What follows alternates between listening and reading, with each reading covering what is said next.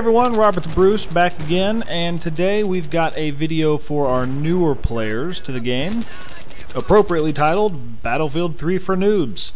It is a random collection of tips for the new guys, and let's dive right in. Lesson 1, capturing points in Conquest. A couple of things you need to be aware of while you're capturing points. First off, we'll zoom into the lower left corner where your mini-map is. You'll see the squares and diamond shapes. Those actually represent the points on this map.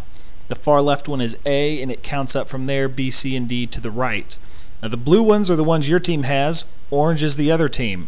Fairly straightforward. If they're flashing, that means they're being captured.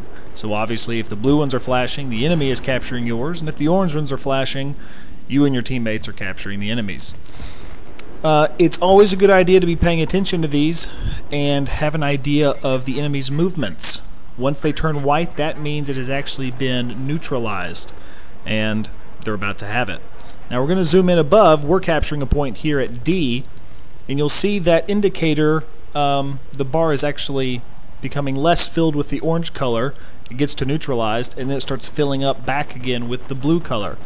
That is obviously an indicator showing you how long it's going to take until you've captured this point. Pay attention to these while you're there. It's more than just something to look at while you're bored. That actually gives away if there are enemies around. If you suddenly see that bar slow down or stop altogether, that means an enemy is there with you, and you need to start paying attention to your surroundings because someone's probably trying to hunt you down.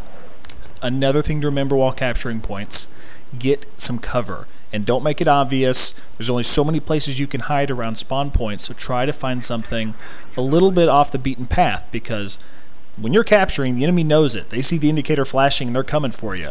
So they're going to look in the obvious spots, and you're kind of a sitting duck. You need to stay alert, stay aware, and stay as hidden as possible until you get the capture done. Lesson 2, the SOFLAM. The SOFLAM is a laser designator available to the Recon class. When equipped, you set it down, look through it, and aim it at a vehicle. In this case, it's a helicopter, it could be a tank, jet, jeep, whatever. What it does is it allows anyone on your team with a javelin or a guided shell of some kind to lock on and shoot at that vehicle from anywhere in the map. They're very devastating and can be sometimes the only way to take down a really good helicopter pilot or a jet that's flying too low. Now, the first tip to remember here is don't just randomly equip the SOFLAM and waste yourself sitting off to the side laser designating stuff. Coordinate with your team. We were playing Rush on No Shark Canals. We knew the enemy had a couple of helicopters, so 3 of my guys were running javelins. I ran the SOFLAM. The other thing you saw me do there is I moved off to the side. This isn't always a requirement, and sometimes I won't, but if you can, it's a good idea to move away because the enemy can very clearly see where your SOFLAM is, and they will try to kill you. Now let's move into slow-mo here for this epic shot. That guy did not stand a chance. Look at all those javelins going in on him. Again, it's a brutal piece of equipment if used correctly, but you got to make sure your teammates are willing to help you out and grab their guided shells. Now here, I'm laser designating this target. He flies a little too low for me. Now I'm worthless. I'm just sitting here. So the point to learn from this is that you can pick up your SOFLAM. PS3, PC, Xbox, it'll be different on each one what button you hit, obviously. But just look down over it and it'll pop up and tell you what you need to push to pick it back up. Move somewhere else, set it back up again. I moved to a little higher ground. This guy thinks he's safe. Now I'm starting to laser designate him again.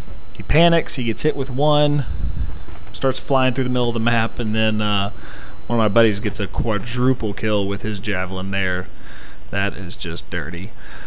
A couple things to learn from this final clip of the SOFLAM here. Number one, you don't have to stand next to it, obviously, and even when you're not actively looking through it, it is semi-autonomous. What that means is anything that wanders into its field of vision, it will automatically start designating. You'll see here in just a sec off to the right side of the screen a red box show up. That's the SOFLAM already targeting that tank. When I look through it, bam, it's already hitting it. The second thing to learn is the SOFLAM terrifies enemy vehicles a lot of times. It's hilarious.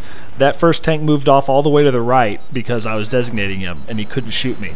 The second one is shooting at me, he's panicking, and now he's actually running away. This is the beginning of the match. They haven't even begun to capture a point yet. And he backed all the way off because he was scared. So set up your SOFLAM, and sometimes you can just leave it alone and it'll scare enemies away. Now we're going to move into some rush. Here we're struggling to get in and plant on this objective on A. They've got guys set up tactically all over the place. Every time we run in through the doors, they've got guys watching the doors. They're busting us up.